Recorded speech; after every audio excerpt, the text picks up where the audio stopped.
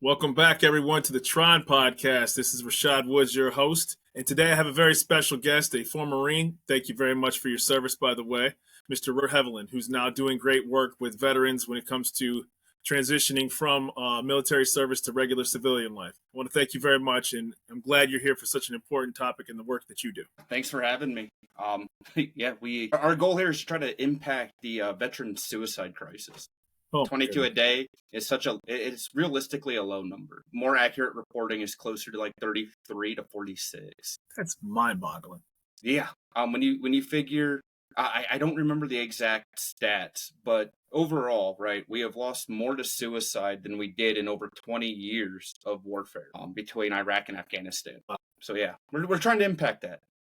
So run it through somebody who hasn't served, like when somebody, obviously, to my best knowledge, you guys go through basic training camp and then you get deployed overseas. And then what happens when a veteran lands? Like, what's the specific steps of what he or she encounters when they return? So one, real quick, like I didn't do a combat deployment when I was in. I did my combat tour as a government contractor working alongside the military. Right. Because I missed the guys, I missed the environment, something was missing. But like even that, what happens is you come home and you go through like a week-long class on reintegration into society, which doesn't cover anything. It tells you don't beat your wife, don't beat your dog, don't beat your kids, and just try to exist. And that's about what it covers.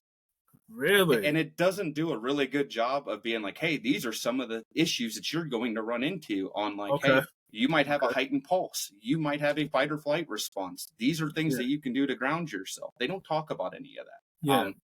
And then when you go to separate, they're so focused on getting you to write a resume. And that's their only focus, is you knowing how to write a resume. And get back into the workforce. Yep. Not how to reintegrate into society, how you're going to feel a loss. You're going to grieve the brotherhood or sisterhood, right? You're going to miss your friends. You're going to feel disconnected from people that a week ago you were right alongside. Right. So they don't talk about any of that. And you're just kind of pushed out into this world. And like your friends are still there and they'll talk to you, but they're still focused on the mission at hand. They're not so much focused about you anymore and your connection to it because you're not a part of it. And that makes sense. But they don't tell you how to deal with that. So I guess from the outside looking in, I mean, we see commercial and study and great work done by a number of people, some celebrities, some not. And it seems like you hear congressional hearings about this. Why has this particular one process that seems to be one of the factors involved? How come that hasn't been kind of like, hey, we're going to make this 30 days, or we're going to talk about sleep studies. We're going to talk about, not just trigger points, but I've heard people even have trouble with like 4th of July fireworks, right? Oh, yeah, 100%. So there's been times where that's gotten to me. The reason why I feel like we're not addressing it is because at the end of the day, right, people are taking a look at veterans, and they're veterans and military, and then their own category. They're separate from society. They're almost as if they're not people, right? I say I have PTSD, right, and I've been diagnosed with it. The first reaction that usually people give me is they standoffish. They think I'm going to be violent. I'm no longer a person to them. I'm just the violent, disgruntled veteran who doesn't care. And then it gets parodied in film and then TV shows, right? Like, and it's over glorified. Right. Yeah, and it's like, no, like that's not it. We're just struggling, just like everybody else is. My PTSD comes from military sexual trauma. My PTSD is different than a combat veteran's, right? Right. However, my symptoms are the same, which are the same as a person who went through domestic abuse as a civilian. My symptoms are the same. It's just the trauma is different. Right. And we've separated ourselves instead of coming together to work together. And that's where I think that issue lies. Yeah, and then ultimately, and I don't want to just from, it'd be bad for me from a bird's eye view, but then you hear about the homelessness, the frequency going through job after job. Maybe they come home, and correct me if I'm wrong, please. I don't want to get this inaccurate. Divorces can happen. Maybe their relationship fails. They have a disconnected relationship with their kids because of time away and because of emotional disconnect too, right? Yeah, 100%. I'm divorced. I'm divorced. I didn't want to say, I'm sorry that happened for you. No, you're good. It was one of those things that was sadly part of it, is because I got married because it was an incentive to get out of the barracks.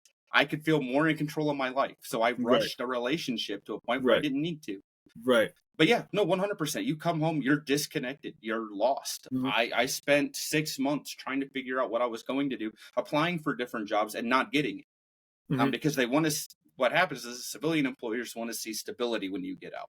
Well, I can't Right. be stable if I don't give the opportunity to be stable. Right. And so Right. you're just sitting there and you're stuck in this turmoil of like, not only did I lose everything that I grew up with as an adult from 18 to 24, that was my Right. life. Now that's gone. Now I'm being told that the way that I was taught how to process things, how I deal with things, that's no longer acceptable. Okay, Right. so now I've got to relearn my thinking and try to make it fit into a workforce. And that just doesn't, it's hard when you're not given the appropriate tools. Are they telling you guys that this is going to happen to you, up front? Like, hey, you're going to struggle to reintegrate into society should you not, when you eventually do come back from, to civilian life, so to speak. It's kind of like an unspoken known. But like, Okay. I remember joking about it when I got out that like I will never be able to fit in because this Right. is how it is. This is how my brain's now been wired. And like, that's just not it. Okay. Like there, you can, and you can find a purpose again. It's Okay. just hard. So what, and I just want to segue into your purpose, and I apologize for cutting you off, and I'm glad you did find a purpose. So this isn't all, this isn't me talking, so please, by all means, continue. So yeah, we'll just dive into what I do. So I started streaming right on Twitch as a platform, trying to just find something to do to keep me busy because I was really struggling coming back from Afghanistan as a contractor, dealing with my mental health and trying to fit in. Started streaming. That didn't really go the way I expected. Like it was just without a cause. I got Right. brought on because of a poem I had written on a podcast to talk about my struggles. I shared being sexually assaulted going through MCT, my time in the Marine Corps, then going to Afghanistan as a contractor. Their big focus was trying to impact the suicide crisis as well. And I was like, okay, well, why don't I try helping this fight? Because we had somebody who, hearing my story, came out and was like, hey, like I was also sexually assaulted. And I was like, well, that's from my story. Like that was just from me talking about what I had been through, where I had finally gotten to a place where I could process it. I wonder how many other people could relate to that if I just started talking. So I started doing that on my streams where we would just talk and then I would charity fundraise for other organizations, helping them out. And then one of my buddies called me up and he's like, hey, like I hear your message. I love what you do. Let's get you started as a nonprofit. And then the Heavy Hitters Project was kind of born and framed out. And we just got approved everything within the past month. And we're Wonderful. going. Since we've launched as a small community, I've got like 110 members. 11 lives have been saved. Wow. And Beautiful. statistically, right now, 11 successes, 0 failures. Good, That is amazing when you think about like from the probability.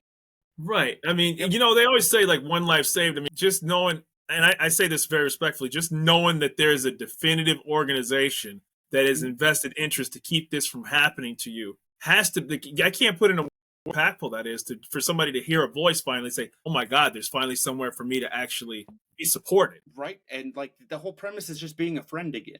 Like we're just out here, a bunch of dudes and girls talking, trying to reconnect to one another. Some of us are veterans, some are civilians, but we're trying to blur that to be like, hey, no, we're not all crazy. We're just struggling in our own way. Right. Right. And I said this to the gentleman who I did a podcast earlier today. And I was in college when 9/11 happened. Okay. And so, here I was, and I had a couple friends that were in the Army, and then, 2 years later, Iraq, the war in Iraq happened. I remember I was texting a friend of mine, one of those who had joined the Army. And I'm like, hey, man, how are you doing? Like, my brain's not even thinking about what he's doing. He's like, yeah, I'm in Baghdad. And like at that moment, like I'm like in my dorm, right? And I'm like, oh my God, this dude's in Baghdad. Like we were in like math class like 2.5 years ago. And like where you went and where I'm at right now is not even close to the same thing, right? It's right. It blows your mind that a 19-year-old guy, or woman is literally in a combat zone. Yep, dude, it blew my mind. Like when I got to Afghanistan, stepped out the plane, hopped on a helo, flew to RSHQ Kabul, walk out because it was funny. We lived in a compound off base, which was interesting. And so I'm out there in this compound. and I'm sitting on this balcony smoking my cigarette, like Oh, looking out, and I'm like, gosh. I'm in Afghanistan, but it looks like it was really weird. It wasn't just desert, dude. It was a city. Yeah. Kabul being the capital, it was a city, and like people are going about their lives, and I'm like, there's a war going on here. Unbelievable. It was nutty. Right. And you got guys that literally, and women that, they were at prom a year ago. Yeah. Right. Oh, one of my good buddies, fresh out of high school, got through schooling, got to his unit, and like 3 months later deployed out to Afghanistan. And I'm like, yo, like that's got to be wild for you. Yeah. Like you still got, yeah. Yeah, right. Like you may have just got your first tattoo, right? Yeah. You may have just been able to get a tattoo, right? Like legitimately. And Yep. so, you sometimes have to, like, when I heard where he was at, like I said, it brought me to a place mentally that I was like, dude, this was the same guy I saw, as kids, like, Yep. for all intents, so is it just you that started the Heavy Hitters Project, or was it a collection of veterans? So actually, it's kind of funny. My premise, and then two of my friends that one I know in real life, and another one I met through gaming. Okay. They kind of stood behind me through like my personal struggles. Neither one of them are veterans. Okay. They are civilians. They bring a different mix and exactly the blend of what I need to it. Right. Like I have my way of thinking, and I understand my way of thinking does not work for everybody. Right. And so having two different opinions that are vastly different is super helpful, because it's like, okay, For sure. I see this as like, yeah, this will work, and this is going to impact Marines. Yeah. I think like a Marine, but like there's the civilian, there's the Army and the Air Force, and they think drastically different from one another while kind of the same. Right. So have you, now that you just got started, and obviously has it just been local that you've been operating, or is there a national or multi-state level that this is going? So right now our biggest presence is online. It's through a Discord community. So like we've got guys all over the world. I have Australian Defence Force dudes who are like, hey, like you're at least talking with us, Canadian first responders. Right. Like, we have a couple Brits. Like we have everybody coming in and talking, sharing their stories, and just rebuilding that camaraderie and that togetherness that's been lost. Well, there's so much society that's like people are intertwined. These are people that are delivering your mail that could be a veteran, right? The person at the cash register counter, right? And your service and what you provided is something where somebody can consistently talk to, because unfortunately trauma gets commercialized. And what I mean by that is, like, ER really happens to somebody, right? Like somebody really lives in ER, right? It's not just a show, and they have to somehow come home, to their kids, and they just saw what they saw or deal with on a day-by-day basis. And you're asking that person to just, hey, once that door hits, put it all away, right? Exactly. Right. No, it's that was kind of the thought process behind it. It's like, no matter what, with people all over the world, somebody's going to be there. Somebody, whether it's a guy in Australia or a guy in Britain, one of us are going to pick up the call when you need help. And whenever that happens. And that's what we do. And it's been super cool to see. It restored a lot of faith in humanity, because there's so many people who want to do good, who want to help. They just don't know how. Right. And like, what has always blown people away, at least consistently, has been like, well, have you tried being a friend? Right. Like, that's all it takes. Like, you never know how much just, hey man, how you doing today? Talk to me about what's going on. You sound different. Okay. Well, the gentleman I talked to just earlier, Dave Nordell, he said that, and correct me, and I don't want to stereotype this. When people say that they're a veteran, people almost go like this, like they don't know what to say next in the conversation, right? Like, it's okay.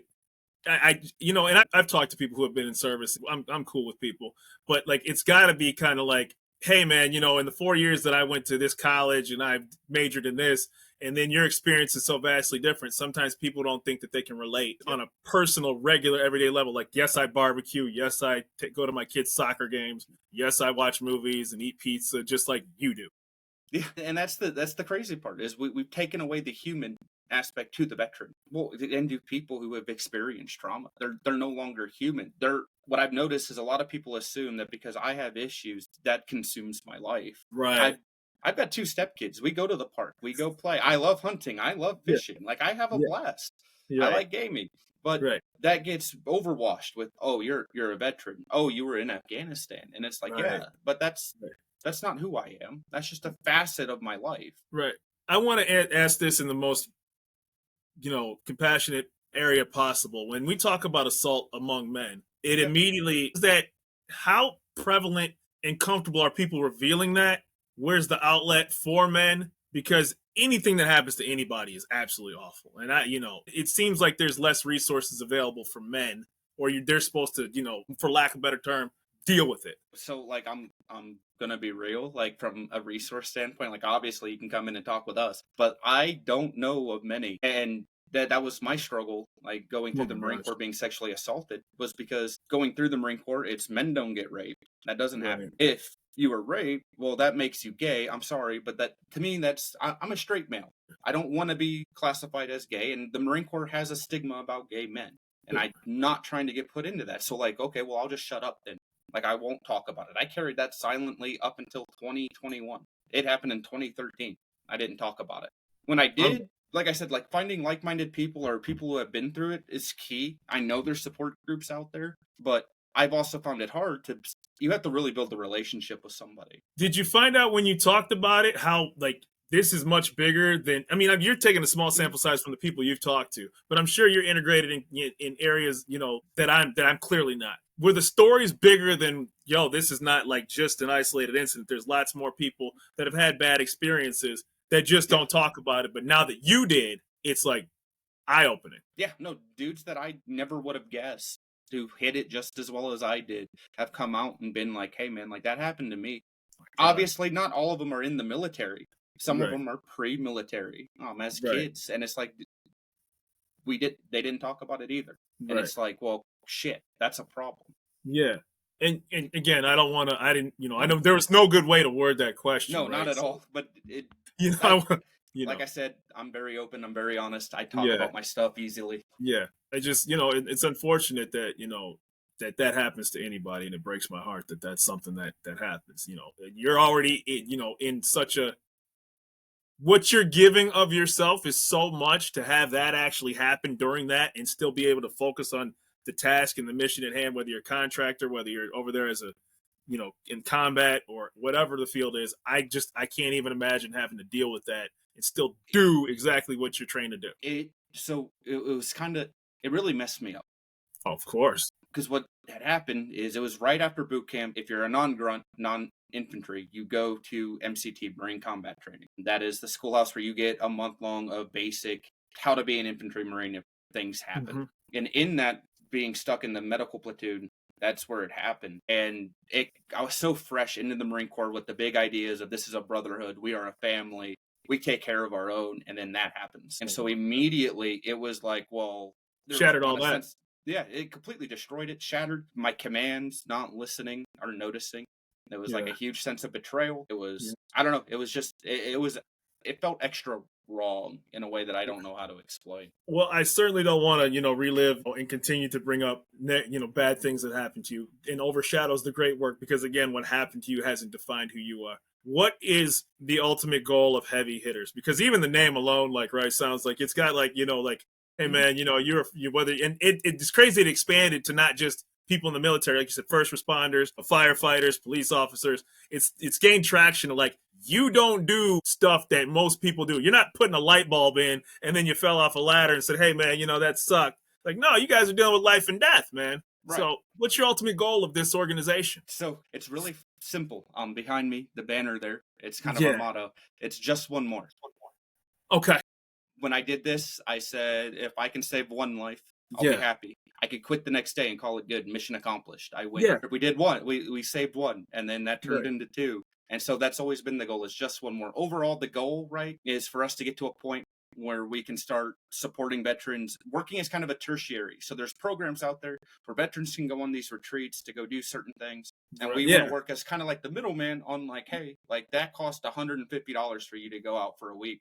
Here, let's cover that cost for you. Like, let's go get you the help. I can imagine, though, that states would be very receptive to actually partnering with your organization to be able to do retreats And then, I see things like with this, whether it's training programs, college, obviously, guys, I'm sure you guys have other funds to do college, but even if it's something, additional education or scholarship funds for the kids or something like that. I mean, the sky's the limit really for an organization like that because, and I don't want to overspeak you, nurses and doctors see a lot of trauma too. And I'm not sure, based on the people that are reaching out to you too, it could expand bigger than you probably could even imagine. Yeah, and that's been the crazy part for me is like I was just into the doctor getting some of my medical issues checked out, and my doc noticed. She's like, "Hey, you've been happier lately. Like, what's going on?" Nice. And I kind of ran her in, and she's like, "We need to talk more." And I'm like, "Okay, like gladly." Like, but it's like I said, it's overwhelming the amount of support or like the people that you wouldn't expect who want to do good things. They just don't know where to start with it.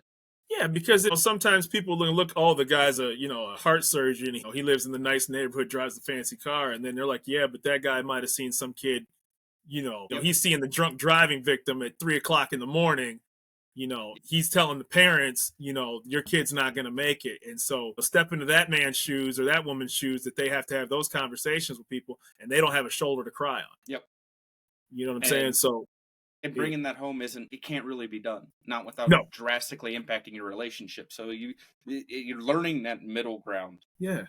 I got to tell you, man, from a civilian standpoint, the fact that you wanted to talk, to me, I'm always cognizant of only can imagining what you guys go through. And because you see movies and because you see TV shows, and in a way, like, it's entertainment for people, right? Yeah. But at the same time, they straddle a line between entertainment and telling the story, right? But it's important to talk to somebody in real life because behind that movie or that TV show is a living, breathing human being who actually was impacted in ways that you can't imagine. Yeah. I think our media does a terrible job of portraying what war is. Yeah. Sure, you've heard the saying that war is hell. Yeah. That's, in my opinion, that's a lie. War is worse than hell because at least in hell, only bad people are there. There's innocence in war, and they get impacted. And so you see a side of humanity that you shouldn't. And there's things that happen that will impact you for the rest of your life that they don't talk about. And that's sad. Yeah, it's funny because, as a kid, you're kind of, if you grow up in a halfway decent way, hopefully you did, you get isolated from bad things, right? Like, you may get people pass away, usually under natural circumstances. Maybe you went through a parental divorce, maybe you didn't, but there was nothing usually, hopefully, that was like, hey, man, there are bombs in your back. Yeah. There are children getting, put in very perilous positions. There are communities that are stuck with a terrorist organization literally in their face. Yep. Right. And going in your yard or playing, ball in the street ain't happening. And so but your work, I wish, do you have a website? Like, how do people find you guys? So we do have a website. I'm trying to remember it now. It's heaviesproject.org. Okay. Is the website. We're in the middle of revamping it. Yeah. I'm trying to do it all myself. It gets to be a lot, and I'm not the smartest. I'm still a crayon eater. Yeah. So we're working on revamping it. Also, on that website, there is a QR code to join our community. Once again, everybody's welcome. It's not just a veteran thing. Yes, we are focused on veterans. Of course. But we also understand everybody hurts, and they need help. Well, was there any particular person before? I know your time's valuable. I'm very grateful for it. Was there any particular person that you were able to reach out to that said, okay, now I've found my purpose once I got back? Was it just a VFW? Was it a doctor? Or did you just kind of sit at home one day and said, this is what I have? I don't know. Like, it's really weird. Like, it was more or less off the hip, off the cuff idea on, like, I just want to go back to helping people. But this time, in a good way, without having to deal with any bad things. Well, I don't want to say that, but like in a way that's more positive than not positive. Of course. But it was more or less just the off the cuff idea. There was I will say, like, we lost a dude to suicide my last year, and that kind of impacted me in a lot of ways. Right. Of course it did. So I think that's where a lot of the fight comes from. Of like, I remember hearing about his death, going to his funeral as his honor guard, watching his wife cry over the casket, and being like, I don't want that to happen again to anybody else. Yep. So yeah. And one thing led to another once you realize how you can make an impact. Yeah, once I had gotten my head straight and been like, okay, well, I can start impacting the world because I have now impacted myself good enough. Been like, all right, well, let's tackle this. Yeah, and I want to hear you conquering, great things, and just the small seed that you've planted and the lives that you have saved so far. There's probably going to be a lot more even while you're talking right now, and I'm sure you sleep better at night because of it. I hope so. That's the Yeah. hope, right? Just Yeah. one more. Yeah, I mean, what you all have given of yourselves is one of the greatest reasons why we have the beautiful country that we live in. And I'm very, very thankful that you shared your story and your time. And I want to make sure that the Tron podcast gets a chance to talk to people like yourself, because all walks of life are welcome on here with interesting stories and backgrounds. And your time has been very precious, very precious. I'm glad you got to spend it on here. I appreciate it, and thank you for having me. It's always a blast getting to talk to people, so I enjoy it. Absolutely. Yeah, love the work you do, brother. You keep up the good fight. All right. Thanks, you. Robert. You have a good one. You too, man.